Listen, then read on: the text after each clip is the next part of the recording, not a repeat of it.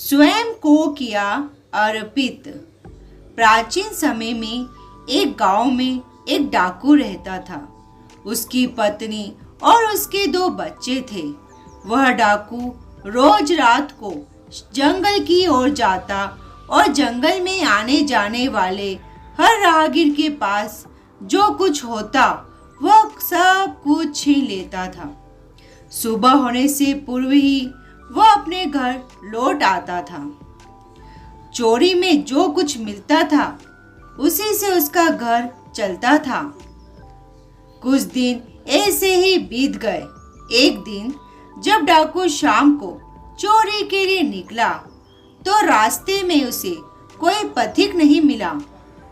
डाकू सारी रात जंगल में घूमता रहा, परंतु कोई भी राहगीर उस रास्ते से नहीं निकला, जिसे उस डाकू को उस रात कोई भी सामग्री नहीं मिली। 1-2 घड़ी बाद सुबह होने वाली थी, इसलिए उसने सोचा कि चलो अब घर लौट चलते हैं। आज तो मुझे कुछ नहीं मिला, अब मैं घर क्या ले जाऊंगा। जब वह डाकू घर के लिए लौट रहा था तो रास्ते में उसे एक मंदिर दिखाई दिया। उसने सोचा कि क्यों ना आज हम इस मंदिर में ही चोरी कर लें। इस मंदिर में जो कुछ होगा वह सब लूट कर हम अपने घर ले जाएंगे। यह सोचकर वह डाकू मंदिर की ओर चल पड़ा। वह मंदिर में अंदर गया। उसने चारों तरफ देखा, परंतु मंदिर में उसे कुछ भी दिखाई नहीं दिया। जब उसने ऊपर की ओर देखा तो केवल एक बड़ा सा घंटा टंगा दिखाई दिया।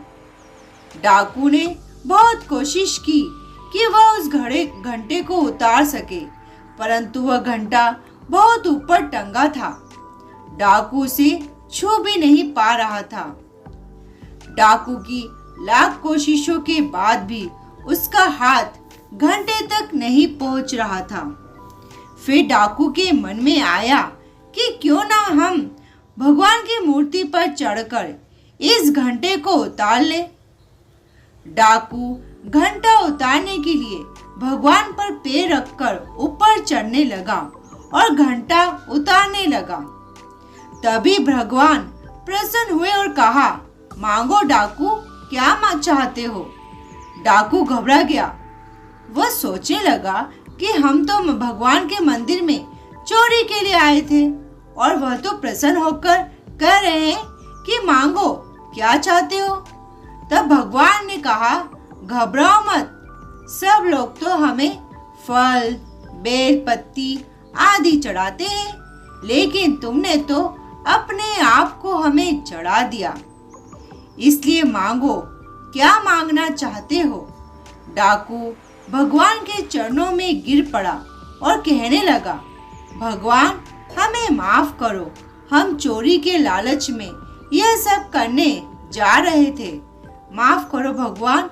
भगवान ने उस डाकू को प्रसन्न होकर बहुत सारे सोने के घंटे और हीरे मोतियों से भरी एक टोकरी दी।